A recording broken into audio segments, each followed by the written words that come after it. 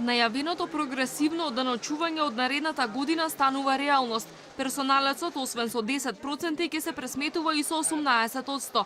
Новата даночна реформа значи дека за делот од доходот кој надминува 90.000 денари ќе се плаќа 8% повеќе, односно 18% персоналец, а до 90.000 денари персоналниот данок останува 10%. Министерот Тевдовски објаснува дека со реформата е опфатен 1% од населението со највисоки примања. Во буџетот би се слеале дополнителни 25 милиони евра, пари кои ветува дека ќе бидат потрошени за борба со сиромаштијата. Ние се решивме од тоа што го кажавме во јавноста, да имаме граница која ќе беше пониска, да го слушнеме гласот на јавноста, да го слушнеме гласот на бизнисите и да одиме со повисок праг.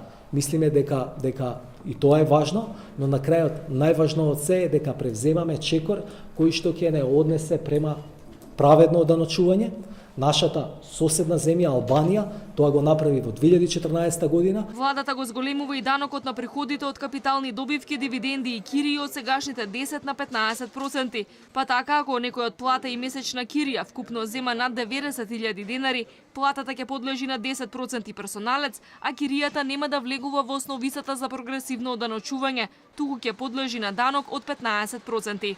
Тоа е исто така дел од реформата. На идејата на даночната реформа е приходите од капитал, во овој случај се кириите, да се даночат еднократно, да не влегуваат во прогресијата и за нив даночната стапка ќе изнесува 15%.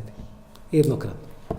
Стопанствениците сметаат дека владата требало да направи детални анализи пред да го воведе прогресивното оданочување, за да не ги демотивира оние со повисоки примања. Ова особено се однесува на високостручните кадри во IT секторот и банкарството. Прашањето е колку солидарност, за од друга страна да не ги демотивира оние што пазарот ги селектира како најдобри, најконкурентни и најодржливи. И во принцип, значи тоа бара и поширок консензус и ја верувам дека и носителите на економските политики, и стопанството, и синдикатите ќе можат да седнат заедно и најдат оптимално решение. Покрај персоналниот данок се зголемува и даночното ослободување на платите и пензиите од сегашните 7.500 на 8.000 денари.